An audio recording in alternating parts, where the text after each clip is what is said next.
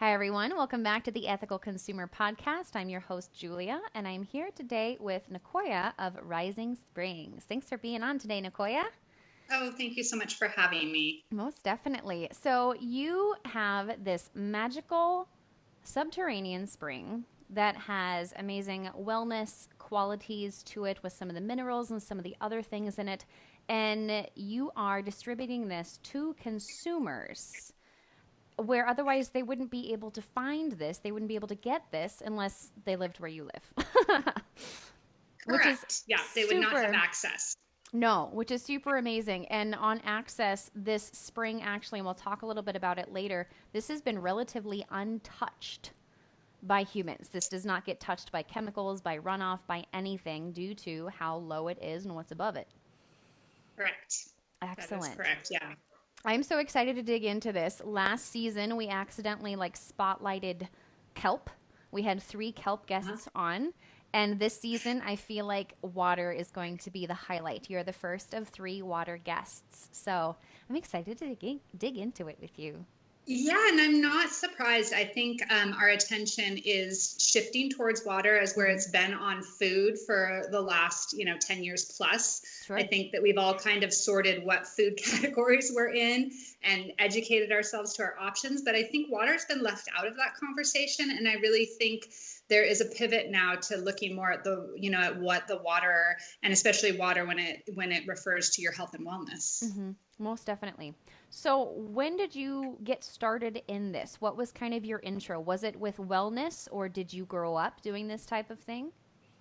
I did not, but I have to say I did grow up around water a lot. Sure. I was born on a boat in Costa Rica and lived for my first years on a boat, and then raised in Hawaii, where it's surrounded by the ocean and waterfalls and fresh water. And I think there was just intuitively, that in me about how our actions would reflect upon the areas of water around us. So, we had different moments of like pollution or things happening that was as a child, that was brought to my attention, Mm-hmm. just living around so much water that I think at an early age I started just having that awareness about how we treat water. But I think that's when I reflect back. It wasn't conscious then. About 15 years ago, my family and I started really working in water advocacy and nonprofit, primarily through the Waterkeeper Alliance, although we do have connections with other water advocacy groups. And that became a family passion as well as a passion of my husband and myself. And so we have helped launch Waterkeepers in Oregon, where we live, in Idaho, where the spring is, in Hawaii, where we grew up, and in Costa Rica, where I was born. And all of those are very thriving, very successful advocacy groups. But it wasn't until about 6 years ago when somebody who was aware of our water advocacy connected us with this spring that was up for sale. And it was nothing that we were searching for, but they were very conscious of wanting somebody to steward the springs and not wanting a large corporation that didn't value kind of the properties of the spring and was only there for monetary reasons to own it. And so we purchased it without really the idea of creating a business, but of stewarding the spring. And then we went through, which I'm sure we can touch on in a number of ways throughout the conversation, but we went on a kind of journey to figure out if the water we thought merited, shipping to people, giving access to people. And when you said that, that was kind of funny because we would do this hamster wheel, and I'd end up at like, oh, well, maybe we just make it available and people drive to it. And then we're like, well, that has a carbon footprint, like all these cars coming up to fill their jugs. So there was really like no way, literally, it's like, okay, people walk days to the spring to fill their, so everything does have a carbon footprint, but we had to go through that journey of, kind of what the water was, what options were before we got to kind of the point we are now with it. Like you said, the DTC, which we found is the easiest way to kind of get people this product, this water, which really you want to add into your hydration regimen. So it's not, it's something you want to be able to depend on being available to you. So in that way, having it arrive at your doorstep is very convenient. And then we do have it in some retail areas in the Wood River Valley and Boise around the spring, because we feel like it's important to make the water available to the locals in that way. Oh, for sure. There was a couple episodes back, actually more than a couple at this point. I had my friend Audrey on for Farming for Public Health, and we talked about that difficulty of frequently where things come from do not benefit, but almost harm. In this case, we're talking about corn and soybeans in Iowa. Yeah. A lot of the things grown in Iowa are corn and soybeans, and then they get shipped elsewhere. We're not actually eating a lot of the corn and soybean products that are grown here. So I think that's wonderful that you've like really consider that, making sure that it stays local as well, because otherwise all of the product is going elsewhere, and if everyone's supporting and trying to stay local, it's nice when businesses do too. I totally agree. And I think that was really one of the reasons that got me was here, I'd walk down the water aisle and there's water from Fiji and New Zealand. And it's like, why would we be shipping this water to ourselves instead of making our local water springs available to the people around us so that they can, drink local, just like they're looking to eat local. Sure. I saw something on, I don't remember if it was Instagram or Facebook or somewhere the other day. And we'll talk about your mission to bottle the water later in some of those trials and tribulations that are going on with that right now. And this is not referring to Rising Springs at all, but it said companies that sell you bottled water aren't making the water, they're making the bottle. If it's just like regular standard water that's coming from like PepsiCo or Coca-Cola, something like that, some mass distributor, even, I don't know, I'm just tossing names out there. Dasani, I think, is from Pepsi. Here's the issue, which, I mean, we could spend many podcasts on this issue, and I am no expert, but I have learned a lot. And what I'll say is that most of the water is owned by 3 large companies. Okay. And, I would say 95% of what you see is those 3 companies, depending on where you are. And then there are some small, family run or small businesses that bottle springs that are, real legit spring water with different qualities. And then a lot of it is just treated tap water, or, to be totally honest, not treated tap water, in which case, yes, you are paying for the bottles. But even when you're drinking the treated tap water, most of the time that treatment has very little benefit for your body. Sure. It removes a lot of the healthy things if Absolutely. they're not added back in, and in which case they are added, they are not natural. Exactly. Like if you got it from a real spring. Yeah. So a lot of what you're paying for is not only the bottle, but the marketing behind making you think that that's good for you. Sure. I remember when the Dasani water came out, I was in junior high, and I only remember it because one of the pop machines had a Dasani front, and it was like a big deal because it was like water on the front and not soda, and it was blue. It was a blue bottle, and it was just so cool. And I look back on that now, I'm like, oh, you got scammed by marketing, honey. Yes. Yeah, they're good. They get us.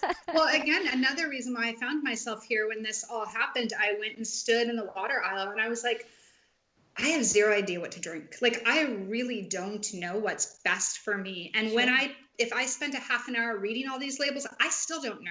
Am I supposed to drink the distilled because there's nothing in it and there's all these harmful things? Or am I supposed to drink this spring water, but I don't, but like, where did it come from? And what is the source? And are those things good for me? It was confusing. So, it was self-serving in a way too, because the journey has really taught me how to take care of myself and my family, as well as, how to support and really be the conduit between the spring and the consumers who are looking for it. Sure. I think that's really beneficial just to highlight that too. There are so many different types of water, and it is all water, but it just depends on treated, non-treated, like you said, or added. It can be really confusing to stand in the aisle and look at things and say, what do I want? Right. Well, so if you take like the carrot you grow out of your like garden or the farmer's market, and you take that to like the big stores where that carrot has traveled 3 months, not 3 months, a couple weeks, been in storage, whatever has been done, picked too early before it was ripe, you can see and taste the difference, the color, the consistency. That water is, that carrot is either beneficial for you or doesn't have much. It's so hard when we pick up a glass of water and it's see-through, like you can't see. And we've also been taught as consumers with chlorine and all of the treatment that water that's cold that masks any of the impurities. So oftentimes it's, in restaurants it's served you cold, or we even tend to put it in our refrigerators because it tastes better to us like that, not question ourselves like, why shouldn't my actually room temperature water taste good to me? Or adding lemon, and you see all these additives of flavors right now. You have you can buy different things to drop in your water for flavor, all the flavored sparkling waters to mask this taste of the fact that the water that we're being given regularly has things that aren't good for us, and our body can sense that. But we have learned and been taught to trick our bodies into thinking, the cold water, the lemon, the sparkling with flavors is, good for us. And really, I think if we all trusted ourselves with, if you want to know what's in your water, taste it at room temperature. Sure. Oh man, I'm thinking about some. Yeah, I'm having some flashbacks on my tongue right now. Or even if I mean, back in the day or if I'm traveling or something, and there really is not a lot of access to good, clean water from a tap that I can trust, like if we're in Europe or something like that. Tasting some of that water after it's been sitting on the counter in the bottle for a few hours, or later the afternoon or the next day, it has a taste, and I always kind of wonder, is this the plastic that I am tasting, or is this the water that I'm tasting? And sometimes both. A little bit of both. Mm-hmm. And, a lot of times the plastic. And if your water isn't coming from, a fresh spring and is really clean, then probably some of the water.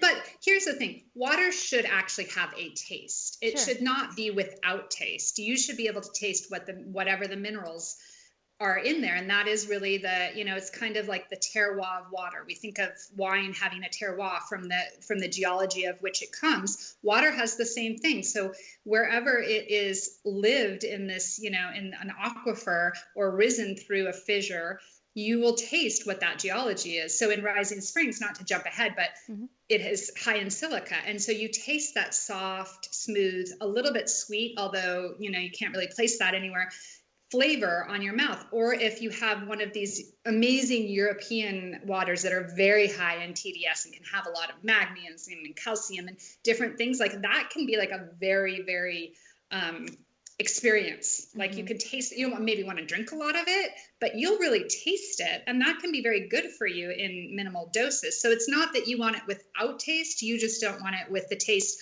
where you taste and you're like, this is terrible, actually. It's a little questionable, or yeah. Like chlorine, or and that's sorry, but that's something we have to take time to learn again, because we haven't, with all the attention on food, we haven't really paid attention to all those nuances with water. So it's kind of time to be present with your water. When we first talked, I'm picturing this scene in the show right now, the presence with the water. What was the documentary that Zac Efron did that we talked about? It's on Netflix. Down to Earth. Down to Earth. Thank you.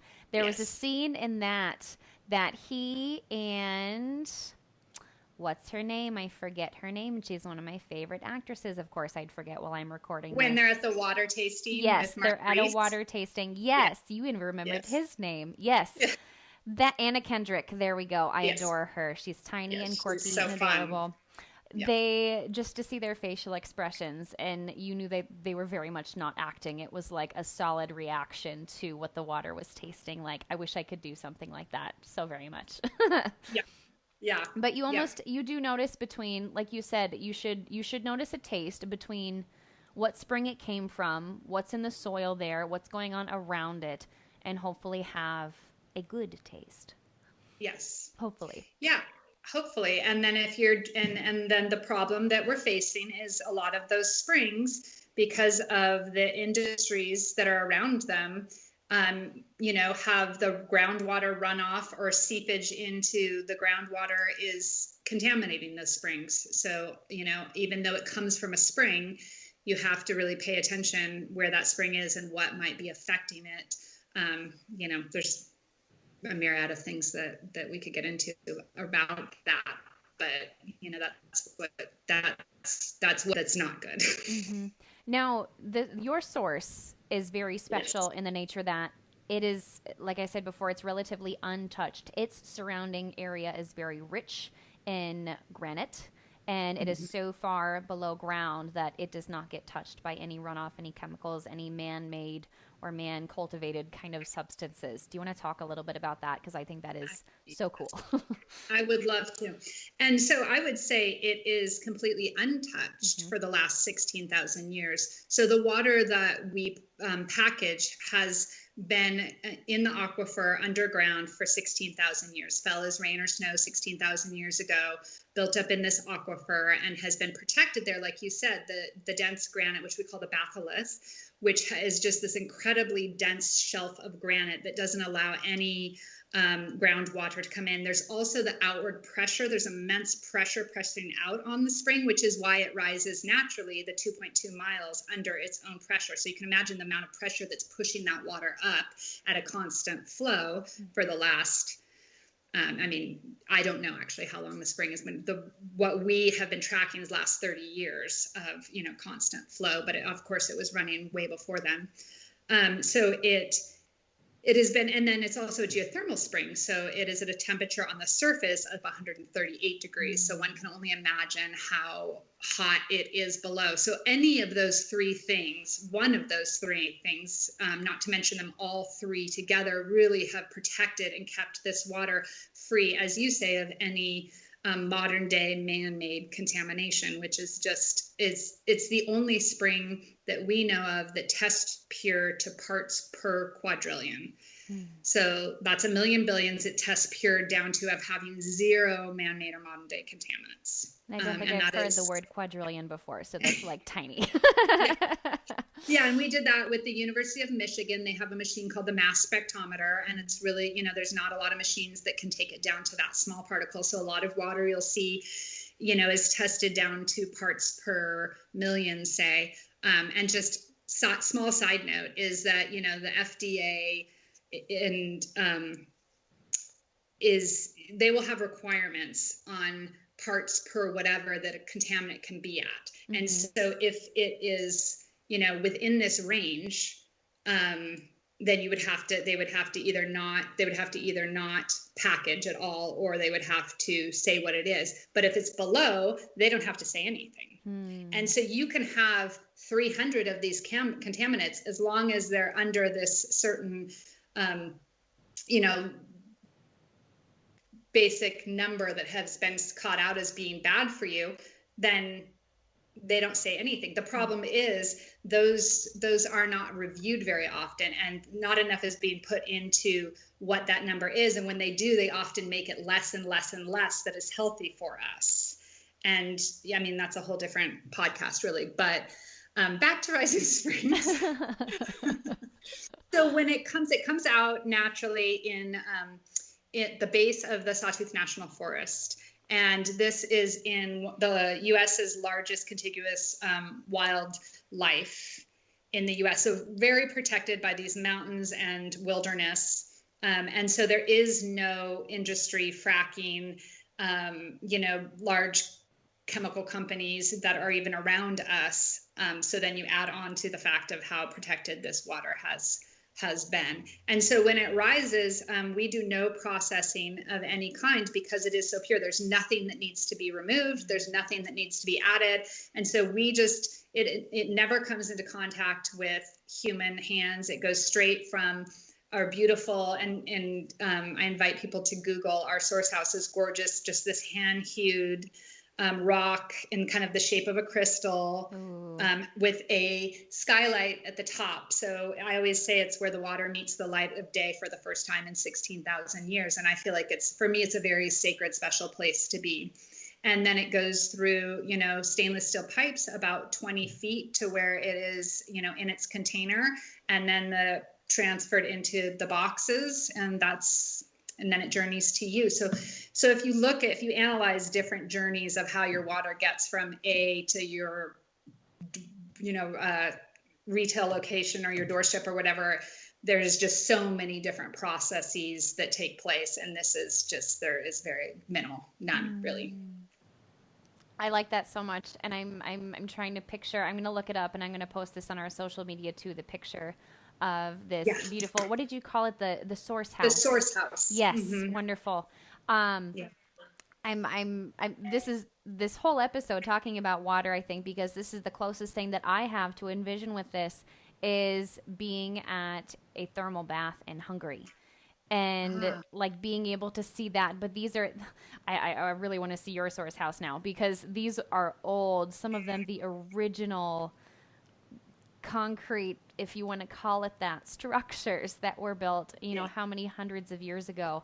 And I'm remembering seeing, when you're talking about, the how far your water has to go to get to you. I didn't take advantage of it, and I should have. And next time I'm going to, and I will report back. You can actually get bottled water from, and I'm assuming you can take jugs, because they're very much in favor. There's wine villages that you can go to. I'm digressing. I'm going all over the place. There's wine villages you can go to and bring a jug and just fill it up.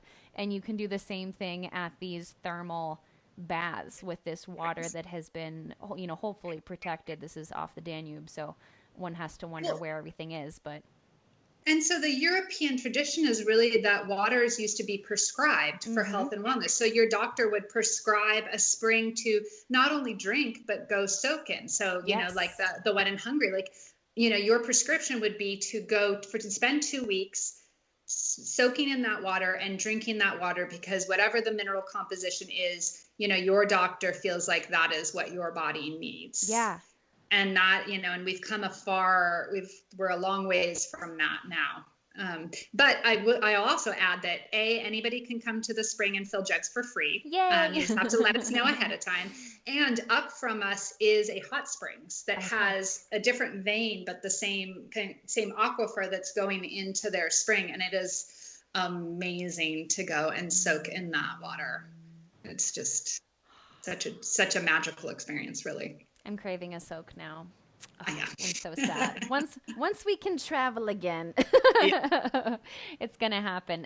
One of the places that we went to, actually, it is connected to a hospital, which is pretty impressive. And you can stay there, and you are prescribed, just like you said, you're prescribed to sit in this specific pool with this specific concentration, and to drink not that same water, but from the same source, due to what it has in it. I mean, I don't know if we can say medicinal FDA. I'm not saying that, but it really, it's therapeutic and medicinal in quality, in the sense that you're replacing things that one would figure you're without if you're experiencing a certain ailment. But we are not here to diagnose anything. Yeah, just like we are prescribed. Yeah, just like we are prescribed. We go to the naturopath or doctor, the naturopath, whatever it is. But you will often be prescribed. You need more magnesium you need more calcium in your diet.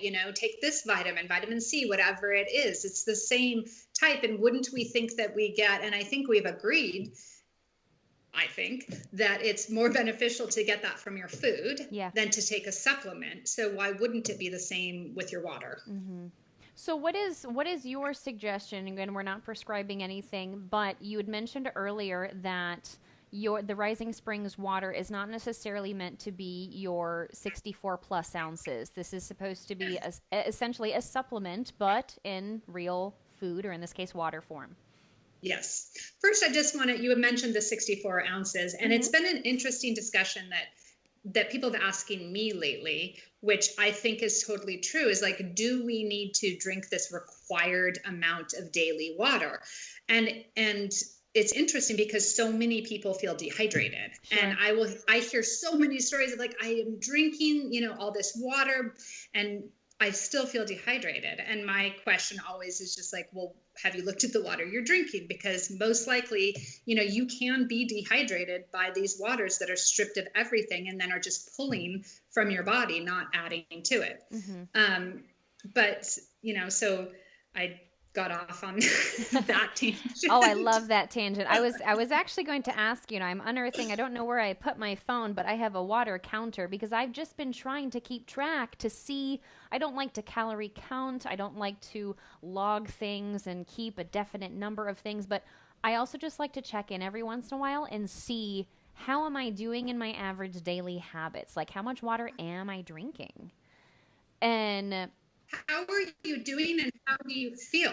You know what I mean? It's like that Yeah. question to me. It's like, oh wow, I've drank it. I've had this intake that's my goal intake. Now, Hmm. do I feel hydrated? I've honestly felt a lot better since, and it's actually above 64. But I Wow. also I do add I teach yoga and I also teach hot yoga, so I am sweating, I am Yeah. talking a lot, so I know that I'm doing activities that dehydrate me, Hmm. and my digestive system really really likes when I'm hydrated and gets Yeah. enough magnesium. So I do add concentrated minerals to my water, but I notice Great. I feel even better when I do that. It's not just the 64 ounces, it's what I'm consuming. It is the Mhm. contents of that water.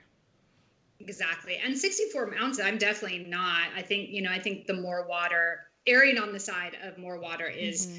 I think, generally what most people need. I think we drink not enough, but I think that's partly because we just don't have the right sources. Sure. And then I think checking in with your body and seeing how you feel with the amount of water you're drinking. Like if you're drinking 64 ounces of water and you're not feeling hydrated, Mm-hmm. then I would very much question your source, Right, right? right. Because there's something should be off then.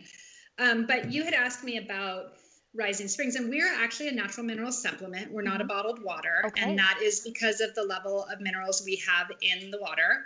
And that also allows us to not process the water in any way as well, which is just an added benefit for us and what we Mm. want. And if we didn't have those minerals, we would not be able to do that. So we view ourselves as a natural mineral supplement, which you add into what you're currently doing with your hydration. And we suggest starting with 3 cups a day, 24 ounces a day being the recommended dosage. And that gives you your entire silica supplement needs for the day. And so that's partly why we landed on that. The spring also has naturally occurring fluoride, Mm-hmm. and I know fluoride can be quite the topic. And a lot of what people take issue with is the fluoride that are put into municipal waterways. That Yes. fluoride is the byproduct of is actually an industrial waste product from either the aluminum industry or the fertilizer industry. And to really simplify it, we got to this place where it's added into the water because they needed to do something with it, and why not make some money while doing it? So they sold it back to cities to add it into our water, Mm. benefiting, they say our gums and teeth and oral hygiene. There is a different kind of fluoride, which comes from the fluorite crystal, which is naturally occurring in many places and in the area of Rising Springs. Also, what's interesting that I learned that I did not know is fluoride occurs in not much in a variety of foods. So like black tea has fluoride. Hmm. There's all these foods that I just had no idea that actually have naturally occurring fluoride as well, and that's probably what they take up in the soil and such. So the fluoride that we have, it has none of the toxins that are identified with that industrial waste product. It is just the fluoride crystal. It combines with the magnesium and makes magnesium fluoride, which can be very beneficial, again, for your health and wellness. Being a mineral, just like many other minerals, you don't want too much of it. So staying, within a range is good to keep. And it's good to do your own homework on, with all of us, how much of what are we taking? Like, where are we getting? Are we using a fluoride toothpaste? Are we doing fluoride treatments? Are we, how much fluoride are we getting? To know what is good for us. Mm-hmm. And so we always put that in the consumer's hands, but the 24 ounces a day is a great place to start. And so it gives you that, the silica and the fluoride daily, as well as a number of other health benefits that I had no idea could even be in water. Well, there's the bicarbonate, which is great for digestion and balancing us. It's got a pH of 9.4.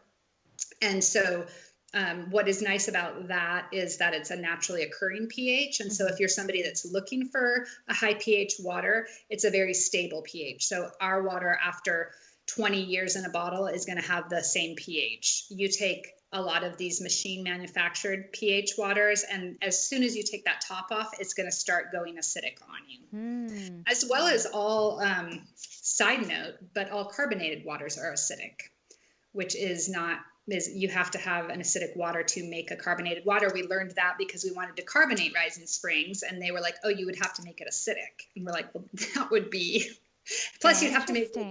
to do so much to bring it down from 9.4. Sure. So that would be hard. it goes through the 2.2 miles of crystals. So not only does it have the silica in it, but it has something called a piosaic charge. So crystals among pressure let off an electrical charge. So there's this electrical charge that is measurable in rising springs. It has a redox potential, so from negative 144 to negative 150, which means it has the ability to act as an antioxidant. And that just depends on, there's very many things that can affect whether something's an efficacious antioxidant in your body.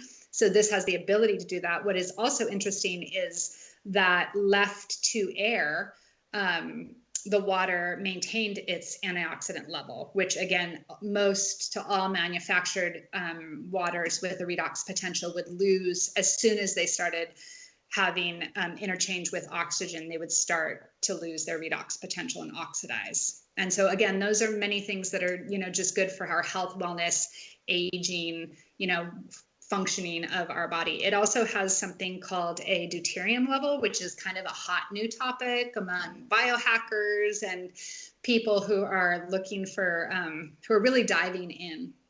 And it's about how the mitochondria operates in your body, and deuterium can actually be harmful to the mitochondria in your body. Deuterium is something that's naturally occurring in the world. It's not something that's a man-made thing, but depending on different times in our history, there's waters that have more or less deuterium. And kind of the average is said to be like 147 to 150.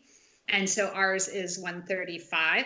And so that is a benefit. Some people see that as a benefit and helping just basic with overall health, wellness, and energy in your body, because it's not basically harming the mitochondria in our body. Okay. You said, does it have a positive effect as well, or at least neutral? The deuterium on the cells. Yeah, I think so the more deuterium, the more of a negative effect you have. The less deuterium, the more of a positive effect you have. Gotcha. And there's human-made deuterium waters that are down to like 20, but those are waters that are primarily being used for people who are facing very health risks of, dealing with health issues like cancer. And so, they're looking at that to be help in those situations. That's not something you would want to drink. My understanding, and again, this is a newer topic and I'm no scientist or doctor, but my understanding is it's just overall beneficial to be drinking kind of a deuterium, they call it a deuterium depleted. So anything lower than 147 is considered a deuterium depleted water. Okay. This is a term that I've not heard yet. So this is I love nutrition, I love wellness, I love biohacking to a certain extent. I think the body takes care of itself just fine if you give it the right tools. Yes. And we don't need to get greedy with it or anything. We don't need to boost ourselves to superhuman levels, although that doesn't suck either. But I think there's a level you get to do that. It just seems like there's a lot of pieces that are involved getting to superhuman levels, which I am not able to incorporate. I don't understand how somebody does them all. No. I've heard interviews before of, sidetrack again here, influencers and people that have all of the time and they get paid to be famous and they get paid to take care of themselves. And I think that must be really great, but I can't do that. I have my water in the morning, I have my tea, I have my coffee, and I had my minerals, and that's, there's a lot of things that you can do. But this is... Yeah, I actually went with the water. I went to a couple biohacking conferences, and I will say there was a few fun things that I've found and incorporate, into my life, and especially some sleep aids. There's a great app that I found that, if I'm stressed out or tired, jet lagged, whatever, it's this, kind of 20-minute reset, which works great. So I found a few things, but again, I just don't know who has time to do them all. Right. Again, if you're being paid for it, that's definitely a different story. I will say, I drink a lot of the best water on the planet. So that's my perk with my job. I even washed my hair in it. Oh my goodness. That's why you have such magnificent hair. I just, it has high silica content. It's really clean. I have well water here, and I noticed that is just terrible. And I've really noticed a difference with, I always washed my hair in not my shower water. Sure. but this has made a huge, significant difference. But again, I have a lot of it. It works, you know, and we do what we can. I have access to so many yoga things because I'm a yoga teacher as well. So, like, that's one of the main ways that I can take care of myself to the extent that I do, because that's my tool. I think everyone has their tool. But, Absolutely. you know, drinking an extra specific supplemental, okay, so I can't call it bottled water. But it is water. It is supplemental water, or what was your term? So it's interesting. It's just the lovely FDA. Yeah. So, you know, the ingredients is geothermal spring water. Okay. There's nothing in it but spring water. Sure. But bottled water has to, you know, just fit in this certain criteria, and we would have to process it. Okay. And so, you know, and we can't be a mineral water, because minerals, you have to actually have a higher mineral content to be a mineral water. And we're actually relatively low on the TDS, total dissolved solids scale. So we have like 194, and they're, you know, a mineral water. I actually don't know what the number is, but I think it's getting into like the higher 200s, 300s TDS. And then you can get into the thousands, which is that mineral water that I was speaking of, that is like a mouthful of minerals, that is an experience, but you probably aren't drinking for your daily hydration. Okay. Yeah. Oh, some of the spas you'd walk into and you just got hit with the whiff of all of the minerals that are present. Yeah. And it's just, and especially sulfur ones. Yeah. You know, when you get those sulfur ones, those can be quite strong. That's very high over there. Yes. Yeah. So we are a natural mineral supplement. And again, the ideal is that you drink a bottle a day. And I think that works well too with shipping water to your house. Like it makes sense for you to have a bottle a day of this type of water to get what it has to offer, and then to be able to, you know, supplement and find the rest of your water in other ways. And I think that's what's beneficial for our health as well, right? Like, you don't want to just eat carrots, right? You know, you want to eat carrots and beets and greens and so on. And same with water. Like, you want more than just water that has silica in it.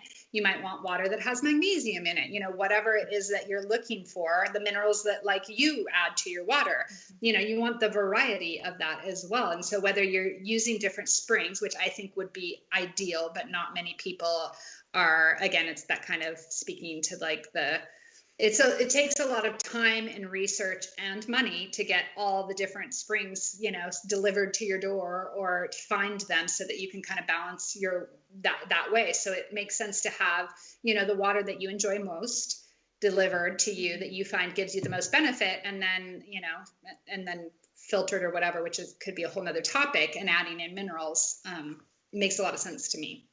I would say, as far as the biohacking and supplementation, drinking your water would definitely be on the easier list of things to do, which I like. I like the easy ones, and I think the easy ones are good. They're easy for a reason. They're accessible. Yeah, absolutely. You know, it's not like a 5-step process, and it doesn't cost thousands and thousands of dollars for, you know, an hour worth of a treatment or time or something of that nature. Well, and you do have to drink water, regardless of how much you're drinking in a day. To survive, you have to drink water. So in that way, it is quite easy. You said you wash your hair with it. Can you cook with it, or does heating it remove some of the beneficial qualities of it? You know, if you were to boil it, then I think you are removing some of what's in it by just, you know, having the minerals, you know, stick to the pan. I don't even know the chemistry of what might happen there. Heating it, I don't think is much of an issue at all. You know, some people have felt like it adds to some of the things. We say, you know, kind of our suggestion is use it in your wellness tonic. Sure. Maybe heat it up and have it with lemon if you've got, you know, kind of a sore throat thing going. Your elixirs, or just as water. It's not the best for coffee, just because of its alkalinity and its makeup. It's not. I think if you were to get into connoisseur type coffee making, because that was just one of the rabbit holes we went down, and we've talked to different, you know, all sorts of people. People have talked about using it as ice cubes in their spirits, because your water, you know, if you think about it, the water and ice cubes really can affect. So you've got this fine whiskey, say, and then you put in this tap water ice cube, well, then you've kind of just ruined that experience. And the same goes with like fine dining. You have this amazing meal, this great bottle of wine if you're a wine drinker, and then you have this glass of water that's tap water with chlorine. It can really affect the buildup of all these things that you are like taking in, and kind of erase it, where your meal and your wine and all of that is supposed to build upon each other. You want a water that kind of adds to that. And so we have talked about, with culinary people, and there's some benefits on that side as well. Interesting. Thank you. I'm remembering now that you said the surface level of the water is 130 degrees Fahrenheit, and then what must it be underneath the ground that it's so hot that it's actually bubbling up through the granite, through the, you started with a B, what did you call it? The batholith. Batholith. Like basilisk with the lisp. Yes. Sorry. Yep, exactly. I will never forget that word again. Yeah. I suppose heating it, that might have been a silly question because it was already really hot in its natural state. But yeah, it's one of those situations you just kind of wonder, here's my brain going, what all can I put this into? Here's, the perhaps, pardon me guys, the greedy American thinking, how can I biohack my life even more? But really simple is always going to be better. Yes, I agree. For sure.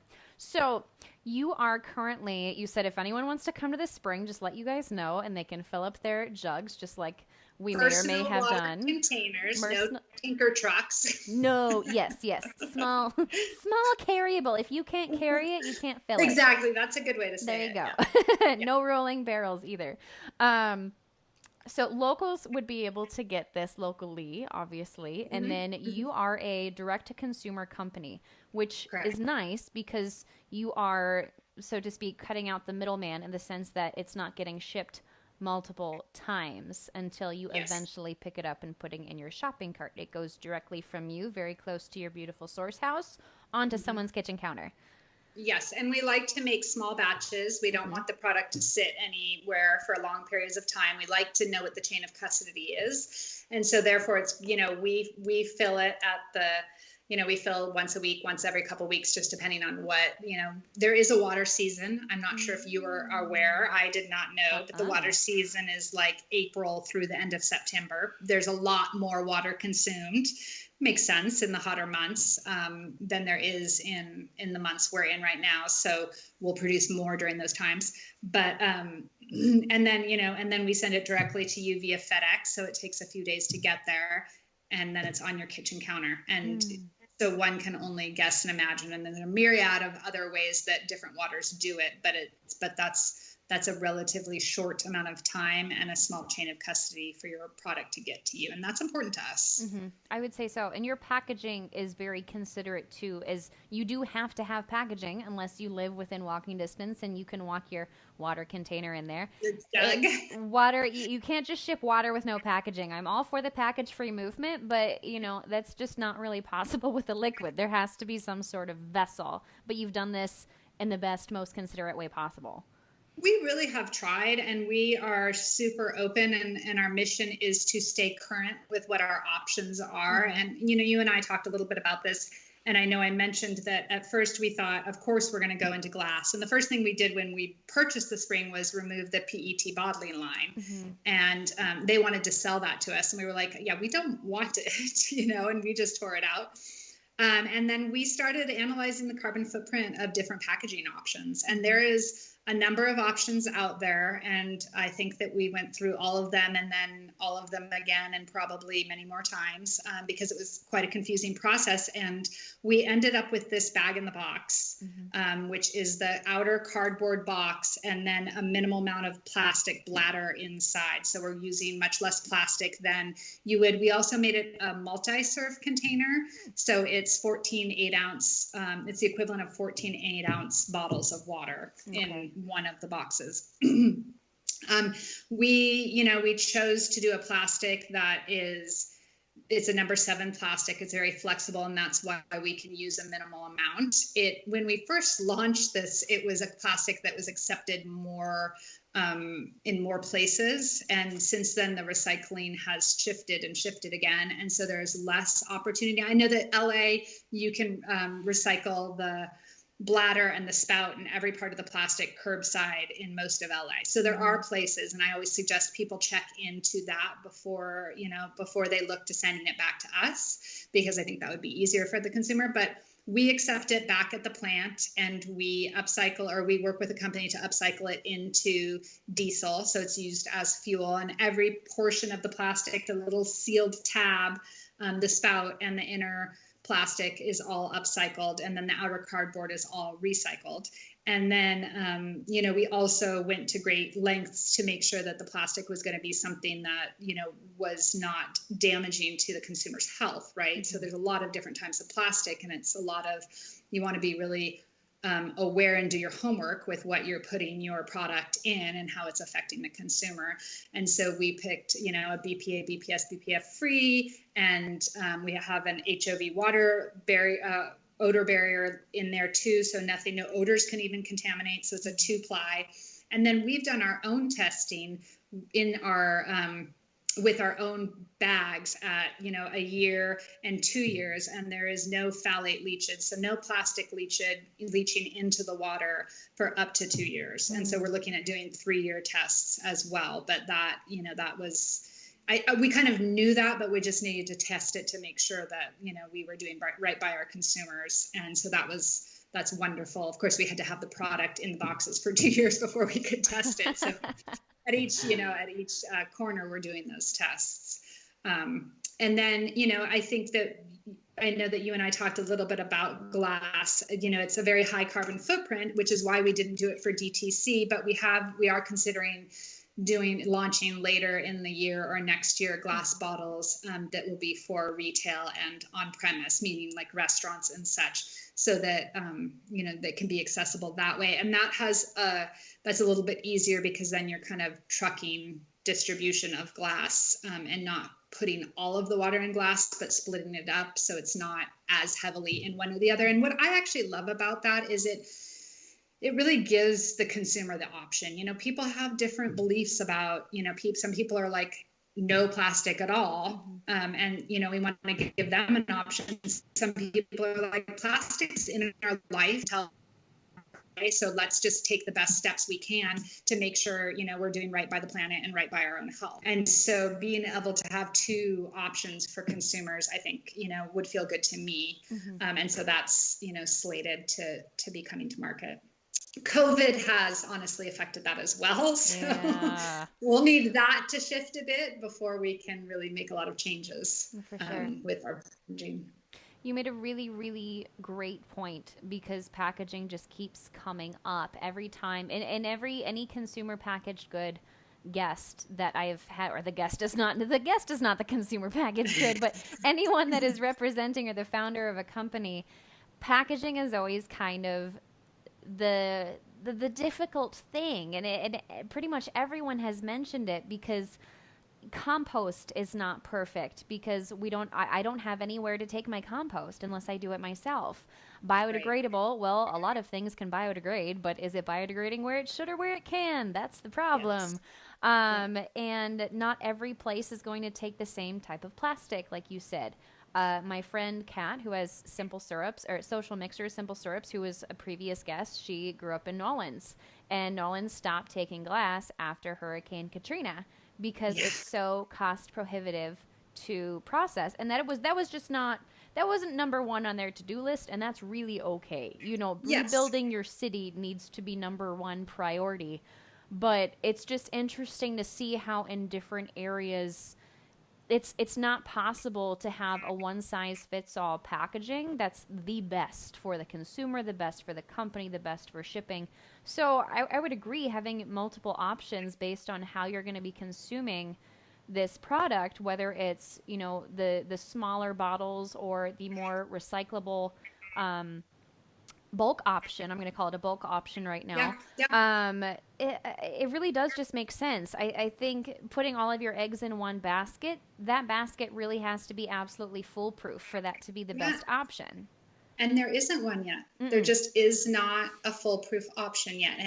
And you go to the bulk at the store, Mm-hmm. that bulk arrived in some packaging Yep. before it was put in the bulk container, and I don't want to, I am all for people just doing what they can. And for me as a consumer, I look for if I'm going to an aisle that has packaging, one of my considerations is buying the least amount of packaging and what can I do with it? Is there a way to recycle, upcycle, do something with it? If it's a product that, if one of my options has a ton of packaging and I'm going to be left putting in the garbage, I'm going to go for some business that is at least tried to take some steps to reduce their impact, and that's what I feel like we can do right now.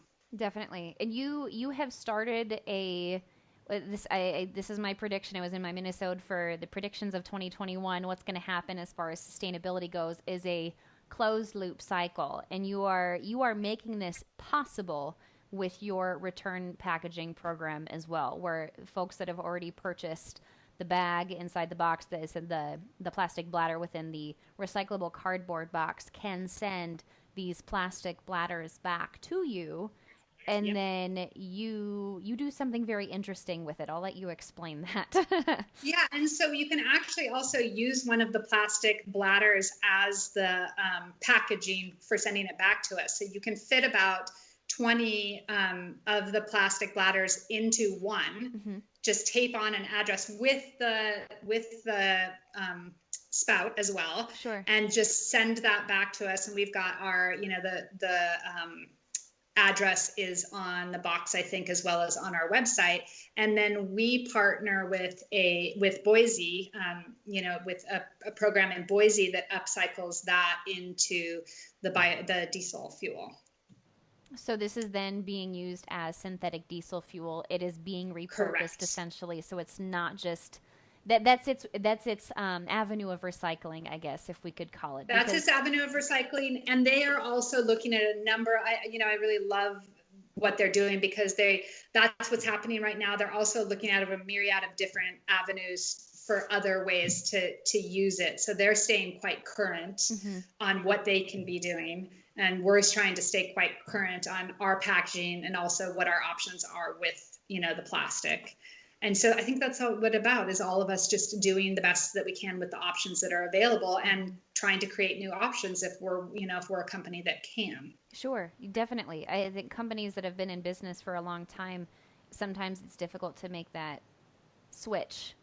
And the fact that I think everyone really is trying to do their best. Most of the time, most companies have sustainability in mind, especially now that consumers are demanding it. And like you said, if I'm going to go buy something, I try to buy the least offensive packaging or something that I know I can recycle through, like the TerraCycle program. Or I'm sitting here and I'm looking at my little succulent that I've tried to propagate in a glass jar that I once held my moisturizer. Nice. So tip for Rising Springs bladders, you can blow them up with air. And so then they become a floaty. And so, of course, I've got, I'm married and I have a son who's 21 and 24. And so the things we've tried to make float with those, as well as you can, in a pinch, you can use them as a pillow, a camping pillow. Yeah. So you can get quite creative with them as well. Maybe some insulation for an outdoor, shed or something. There you go. Air is a wonderful insulator. You just have to have something to contain it. Yeah. Exactly. I'm picturing tying, making a raft out of all of these Rising Springs bags and trying to float down the river on them. Of course, I would say that the Iowan floating down the river, but. So my son tried that. He tried to build a wooden frame and then put the bags underneath to keep it afloat. Too good. I'm going to say it needed a few versions before it was perfected. The Rising Springs signature pontoon boat will be making its debut in 2022. Oh, too good. Yeah. And in addition to all of these steps that you've taken with your packaging and trying to be mindful of how you're distributing this and making local option, making hopefully, the best shippable options too, because that is just something that has to happen and it's really difficult because we have our imperfect systems. You've also mentioned you guys, Rising Springs is also a B Corp, and you have a couple Yes. facets of things that you've tried to focus on. Yeah, so that was, becoming a B Corp was something that meant a lot to us. And Mm-hmm. there's so many layers to what that means that I really didn't know what I was getting into, because really you have to meet all sorts of social and environmental,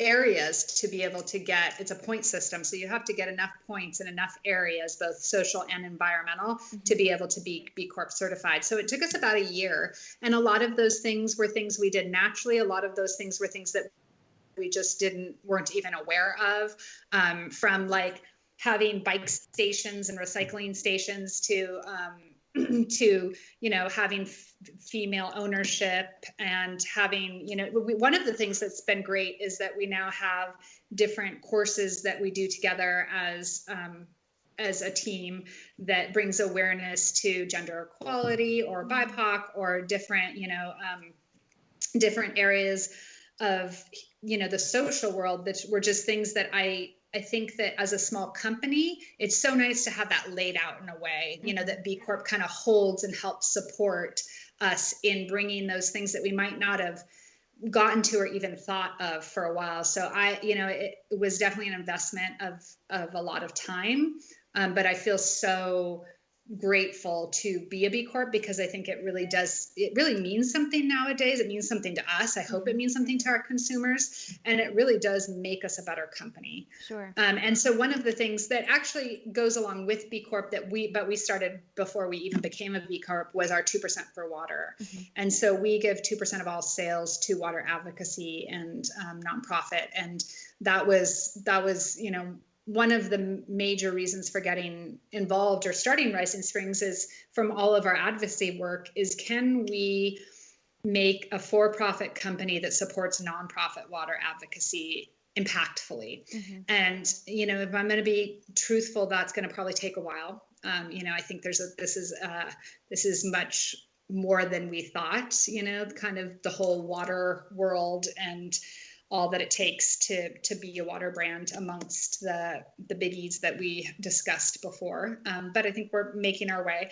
And I hope it's not too long before we can make large impact. But regardless, we've given 2% of our sales away every year. We've been in operation to the Snake River Waterkeeper, who is most local to the source, to the Rising Springs source. So in Boise, and we keep very with him. We have a great relationship with him. We check in. We're aware of dam removals and industrial waste and the thing that they're fighting to keep the Snake River clean. And so that's been important to us, as well as offsetting our carbon footprint as a business. And so we count up all our carbon points for the year, and then you can offset in a number of different ways by supporting different there was one that was Sea Grow, which is supporting seafood grown in these kelp forests, Mm-hmm. and then harvest sustainably. One was a grasslands that was kind of closer to home, and so we choose something different that feels like it fits to kind of our mission yearly. Sure.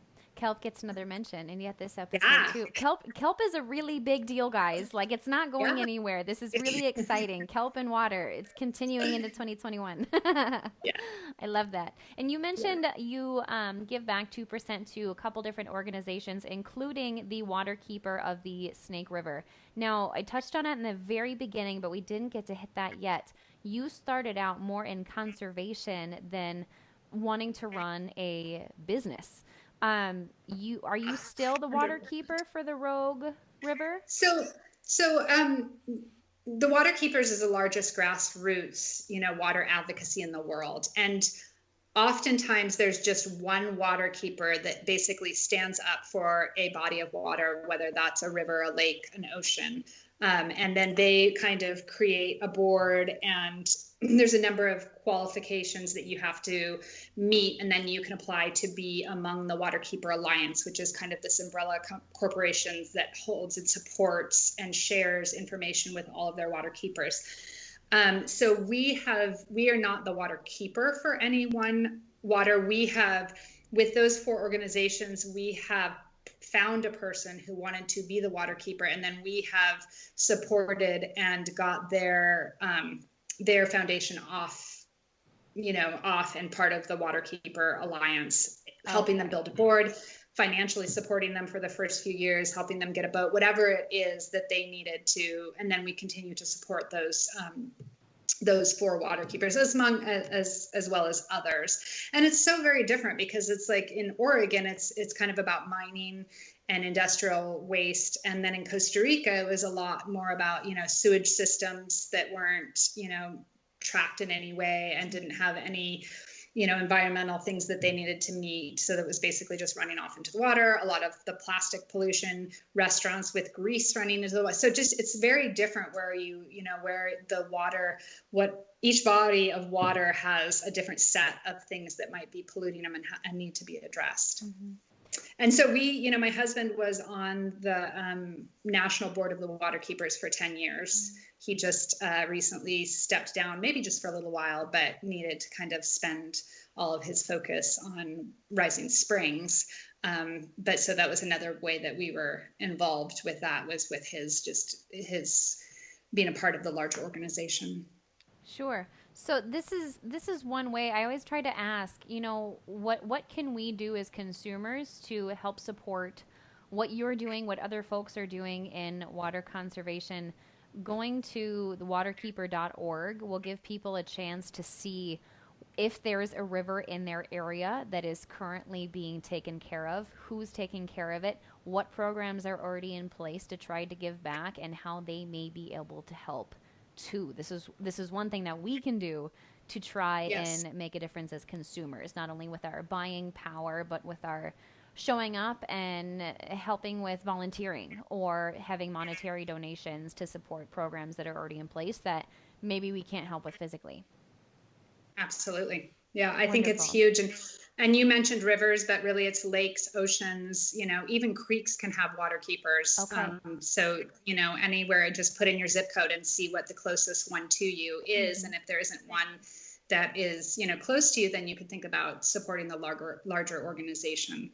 Sure. As well. And I also think sharing, just sharing the Waterkeepers missions, for fishable, drinkable, swimmable waters is really important. And they also have a app that goes along with them. And I don't know what the name is right now, but I'm sure you can find it, which helps. It's like a beach tracking and a swim tracker. So it lets you know with current information which bodies of water are healthy to swim in. I would be curious to look up some of the bodies of water near me. I did look up to see if I had one close to me. I live off of the Cedar River, which does feed into the Mississippi. Kind of a big deal. Yes. And I was looking, and I was a little sad, and I still need to look into it a little bit more to see what exactly is going on. Because at one time, it looks like there was one in the Quad Cities, which is on the Mississippi. It's southeast of where I live. There are 4 cities down there: Bettendorf, Davenport, Rock Island, and whoever lives there is going to be like, you forgot me. Oh no, I'm going to do it, aren't I? I'm so sorry. The 4th one, I can't remember you right now. But it looks like there had been one there at one point in time, and I'm not finding a lot of information about it. So I will be doing some digging, and I will be sharing what I do find. And I also have our next guest on the podcast, actually. I'm not sure what our release order is going to be, is from, or with Jennifer Terry of Des Moines Waterworks, the capital city of Iowa. So she will have some insight on that as well.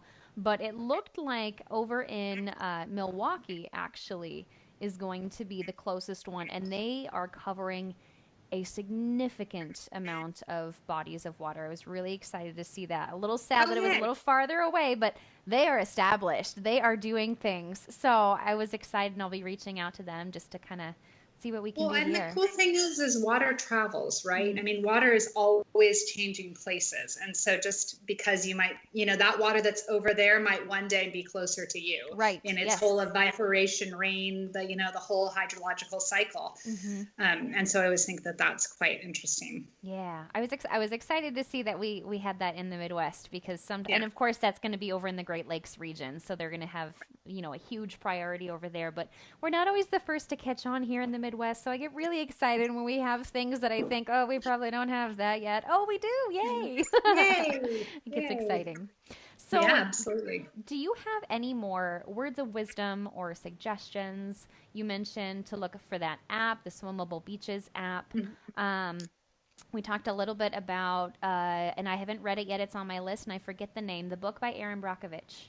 Superman's Not Coming. Superman's Not Coming. That's it. Yes. Yes. Yeah, and I would suggest, I mean, for me, Rising Springs is wonderful, and I'm passionate about the spring. But really, I'm very passionate about just water in general. And as it relates, I've got the whole environmental side, which I will always stay, connected to. But most recently, I really think it is about how it affects health and wellness, and just that we educate ourselves and understand. So that's everything from what's coming out of our tap, and we can all research where our local water comes from and what's in it. I would be, if you're drinking filtered water out of your home, I would be really aware of what filters you're using. And I think always testing water after it's filtered is a great idea. So, is it cleaning everything? What I think is we have to take the responsibility back. Sure. And so we can't depend. There's nobody that's really taking care of it for us right now. And the problem is pretty big. And so it's not going to get fixed until we stand up, educate ourselves, and ask, for things to be changed. And that's everything from the EPA, broadening their restrictions for what can be in contamination levels, as well as various contaminants. I think there's 90 something right now. There's 140,000 possibilities, and it rises daily of what contaminants could be on that list. So that's a very widespread that we're not addressing. And so, taking the responsibility for understanding what you want to be putting into your body and how you can get that, and whether it's being an advocate with, your city water, if you have a well, testing your well and seeing what's in it, and the water filters that you have, and then adding the minerals back in if you're stripping your water down.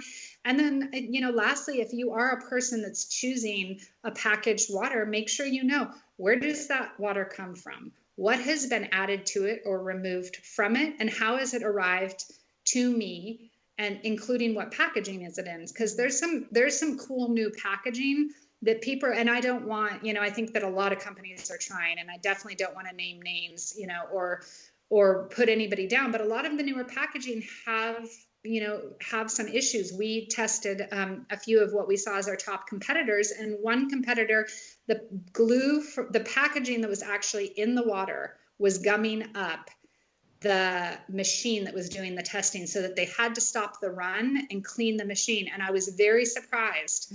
I had no idea that so much packaging could leach in, because this wasn't a plastic package. This was a different packaging, could leach in and be in the water, and then we're drinking that packaging. So it's really for us to really look at, just as much as we've spent with our food choices, what are our water choices, and what is going to serve us, and then stand up for the certifications, and I think there will be, I think we are looking at kind of a water revolution. I think there will be more attention, as well as more, certifications, qualifications, different things segmented out, so that when you go to the store, it is like we see with the food, that's like, oh, this is GMO free, this is organic, this is locally grown. It's like, okay, this water is very very filtered, but it has minerals back in. I know what I'm getting here. This is a pure spring water. Nothing's been done to it. This is basically just tap in a bottle, so we should be able to understand what our choice is in when we're in the water aisle. And that's not what's happening right now, but it's going to take us asking for those parameters to be set in place to help us make the best decision for our own health and well-being. Definitely. And taking it to the health and well-being of ourselves and the environment too, and just the water sources, what's coming from them. This is a multifaceted thing to be cared about, not unlike anything else that I've talked about on the podcast. Usually that ends up being the last bit. Like, this is not a black and white situation.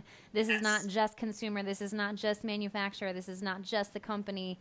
This is a whole partnership that we've taken on, because we live here, and we are going to drink things, and we are going to package the things that we drink. And that just needs to happen, and everyone needs to be on board. And as long as more people start getting on board, there is going to be change. Maybe it's, a day by day. Of course, it's going to be a day by day sort of situation, year by year, but it gets to start now. It needs to start now, and we can do a lot more than we think we can. And I think there's an interesting thing that happens, and I can fall to this too, is that I think there's caring about the environment, but once you're putting it in your body, there's a different relationship to you, right? You're like, wow, that's in that lake over there. Oh, wow, that's in my body. So I'm hoping that the realization of the connection will help draw more education for what the environment, what is in the environment through, through your own health and wellness, because it does affect them. And I am very appreciative of your podcast, which is bringing, so many of these things to light in a fun and kind of conversational way, because we don't want to get bummed and we don't want to feel like it's hopeless. We want to know what we're up against and what our options are, and let's do it, but do it in a way that like we can have a good time as well. It doesn't have to be, all doom and gloom. It can be sharing these ideas of, we are always open. If anybody out there has any great ideas about packaging, please let us know. Because that's, we are all about hearing people out and learning, that I think we're only going to do it if we listen to each other and learn from each other. So I think these, the ethical consumer podcasts and other podcasts that bring this to light are so important right now. Thank you. We are trying. I'm glad I get to feature water, and finding you was kind of the catalyst for that, because it's the thing that we consume the most, one could say. It's in our fruit, it's in our vegetables. We bake bread with it. It's the main ingredient in all of these things that we're eating, even the things that are coming from farms. Like it had to have water to grow. So to say that the water we drink and the food that we eat and the water that you see out there in some body of water that you're looking at is disconnected is just not a realistic idea. But we don't think of it like that. I did not think of it like that beforehand. But as like you said, as soon as you put that personal quality to it, it's not that we didn't care enough before, but now we also realize that it's the impact that it has on us and our health too. Yeah, I think that, there's just so many things to care about. Yeah. Too. So it's like, our caring can get dispersed. And then, at the end of the day, we do have to make sure that we are healthy and functioning to be able to affect any of it. For sure. And so we do need to take care of ourselves, first and foremost in some ways, before we can take care of others, put the oxygen mask on, the water body over there. And so I think it just makes that connection so much stronger. Right. Oh, I agree. Nicoya, this has been so wonderful. I feel like I want to keep going, but we like to keep our episode lengths around an hour or so, but I feel like you have been able to share so much information in such a wonderful, accessible, and understandable way, not only just with Rising Springs and the source of Rising Springs, but just with water in general, from touching on the conservation perspective to when we are buying water, what are we actually buying, because we just don't think of it. And I feel like even now when I'm at the store, I don't buy a bottle of water, like I said, unless I'm traveling and I really don't know the source of that tap water. I try to get the biggest bottle possible, so I only have to get one, and try to check and make the best decision. But even in the store, if I am buying something, I'm buying like a kombucha in a glass bottle, or a bottled tea perhaps, or something like that. I don't do that frequently, but the main ingredient and all of those things, it's still water. It's still water. Just that connection, we think maybe about our food and where it comes from and the ingredients of that, but you mentioned water's going to start sharing the spotlight with food as far as wellness and also just what's in it. I'm excited for that. There's a Slovakian proverb that says, water is the first and foremost medicine. Oh, I like this. Yeah. Oh, yep. Hands down. Oh my gosh. I think that's the perfect note to leave off on.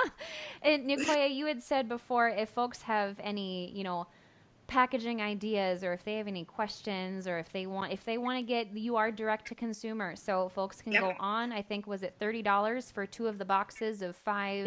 Yes. 5 each. Yep. Yes. Yeah. And there's flat rate shipping, different from the West and East Coast, but they can go on and check that out. And also, we're happy to answer questions and to listen.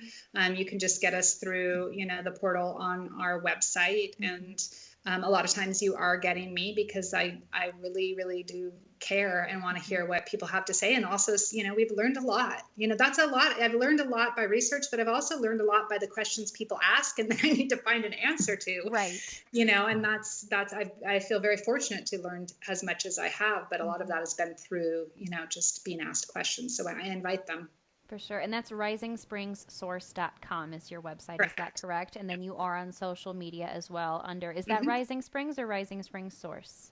It's rising_springs. Rising_springs. Thank you. I forgot to write that down beforehand. And then waterkeeper.org is the Water Keepers Alliance, where you can find out where your closest water keeper is, what's going on, how you can get involved. And I would say that's probably a really nice introductory easy way to get involved with water conservation, and that it's close to you too. So you are very much directly affected by that water that water keeper is overseeing. Yeah, and it's great when you can go get involved. They have trash pickup, they have water sample, that you can do. They have planting in the wetlands. There's, there can be a myriad of things of ways to just actually, and you can take your family down, which is always, great with the kids to get them introduced early, which is what we did with ours as well. Sure. Oh, so wonderful. Thank you so much, Nicoya. Thank you so much for being on, and you were just a wealth of information, a wellspring of information. Thank you for having me. I am passionate about it, and I will talk with you anytime about all things water. Thank you. You are so welcome.